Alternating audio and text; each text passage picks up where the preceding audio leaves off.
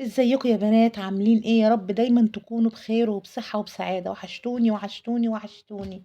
بصوا كده، انا مش عايزة حد يشتم ماشي في التعليقات، بالله عليكم اللي يشوف الفيديو ده يحط لايك كده ويصلي على الرسول بنية زيادة الرزق والخير والبركة تعم علينا وعليكم يا رب.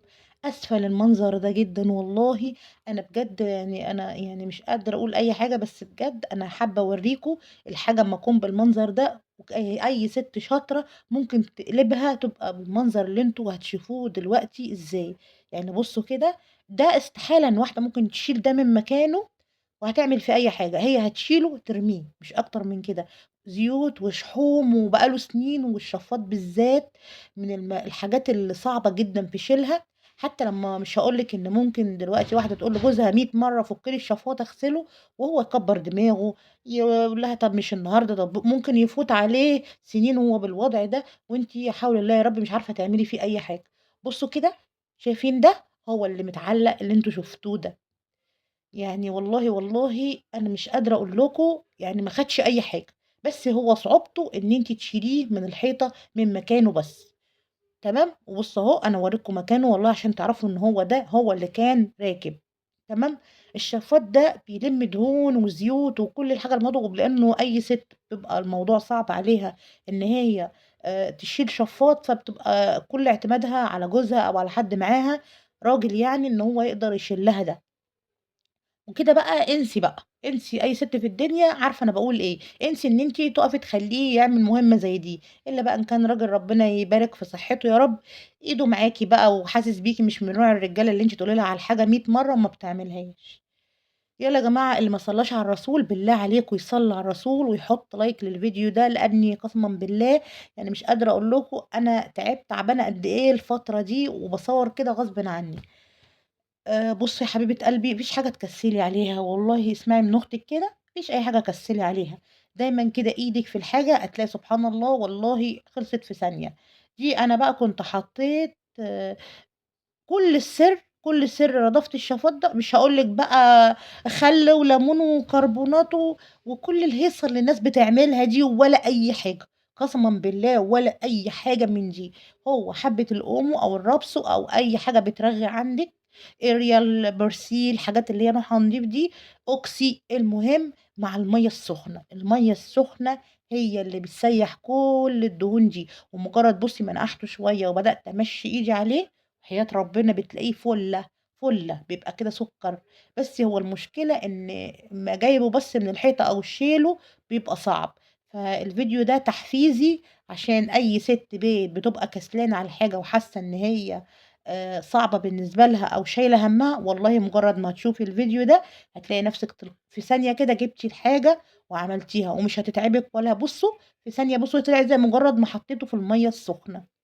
هي نُص ساعة بس في قلب المَيّة السخنة في الحوض كده أو في أي حاجة عندِك، واغسليه بحبّة أومو، هيبقى بُصّي قشطة. وبُصّي والله الحاجة لمّا بتبقى نضيفة ومنوّرة كده بتحسّي إن بطاقة إيجابية كده. أمّا لمّا تكون بالمنظر اللي أنتم شفتوه ده بتبقى استغفر الله العظيم يا رب، ما تبقيش أنتِ أصلًا عايزة تخشّي المطبخ، وده بقى له سنين. فأنا قُلت بالمرّة بقى أنا كده باوضّب المطبخ وباحاول إن أنا أغيّره، إن أنا أدهن الحيطان أو أغيّر شكله عشان الدهون كانت مبهدلة الدنيا خالص. فقُلت خلاص. وعلى فكرة يا جماعة والله الدهون دي ما كانتش بمزاجي، يعني الدهون بتاعة الحيطان المطبخ دي أو المنظر ده عشان الدهان كان سيء. كنا اللون زي ما أنتم شايفينه كده فيه لون أسمر ولون فاتح في غامق، فكنت كل أمّا باجي أغسله كنت باحس إن اللون ساح على بعضه، بقى تحسّي إن الأسود جه على الأبيض كده وما أعرفش ده عيب دهان أو عيب إيه. أيًا كان، أيًا كان، فأتمنى يا رب إن أنتم تكونوا ده يدّيكم طاقة إيجابية كده، والنبي بلاش الشتيمة وبلاش الكلام اللي ما لوش لازمة. يعني عندِك حاجة حلوة قوليها هتاخدي عليها أجر وثواب، ما عندكيش يبقى اسكتي وحطّي لايك للفيديو. تمام عجبِك حطّي لايك، ما عجبكيش ما تحطّيش. فبالله عليكم الكلمة الطيبة صدقة.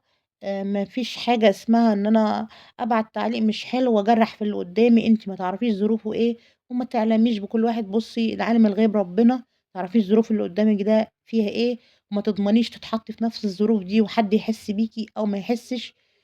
فكل اللي أنا بس عايزة أتكلّمه معاكم إن أنا باقول لكم دايمًا، دايمًا والله أي حد بيبقى متأزِّم أو حاسس بطاقة سلبية، يمسك أي حاجة وسخة زي كده، يمسك ينضّفها كده ومجرّد ما يلاقيها بقت حلوة كده ونضيفة زي ما أنتم شايفين، هتلاقي سبحان الله الطاقة السلبية اللي عندِك راحت كلّها واتقلبت طاقة إيجابية.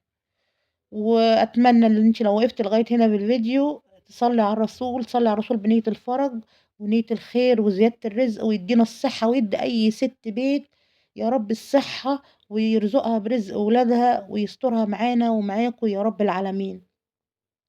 بُصّي كده أنا باحاول إن أنا آخُد لكم zoom عليه وأوريكم أنا عملت أقصى مجهود لغاية ما بقى زي ما أنتم شايفينه كده بسم الله ما شاء الله جميل، جميل، جميل، غير الأول خالص. يعني أنتم شايفين منظره في الأول كان عامل إزاي؟ ما يسُرّ عدو ولا حبيب بصراحة.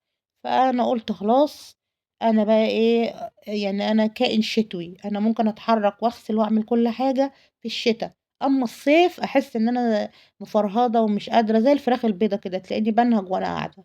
أمّا الشتا على قد ما هو ساقعة، باحس فيه بنشاط غريب وباحس إن كل حاجة خفيفة، الأكل بيبقى خفيف، الحركة بتبقى كل ما أحرّك بادفى، فغير الصيف خالص.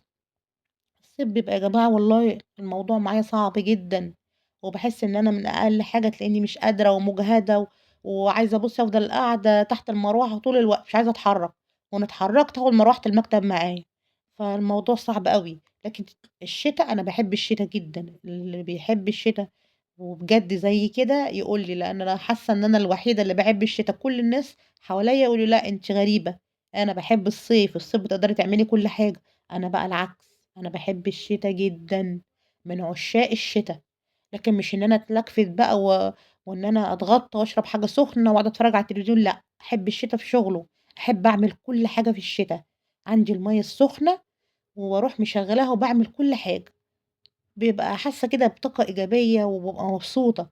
أمّا الصيف ده صراحة لأ، أنا مش باحبه خالص، وما باحبش إن أنا أبقى حرّانة كده وبابقى عرقانة والموضوع بيبقى صعب جدًا. فاللي مأيّدني في الكلام ده يقول لي، يعني يمكن ألاقي حد كده يعني من ضمن الناس اللي بتشوف الفيديو ده يكون زي حالاتي كده بيحب الشتا، أمّا الصيف ما ليش فيه بصراحة، يعني ما ليش فيه خالص، كل حاجة بالنسبة لي في الصيف صعبة. فأتمنى يكون الفيديو دَوًّا عجبكم ونال رضاكم يا رب، وتكونوا تستفادوا منه، ويكون عندكم طاقة إيجابية، واللي حاسة إن هي مخنوقة أو زهقانة أو عندها حاجة في البيت كده مكسلة عنها، تقومي والله أول ما تقومي تقولي يا رب كده عِنّي، هتلاقي سبحان الله الحاجة في ثانية، في ثانية كده خلصت وحياة ربنا.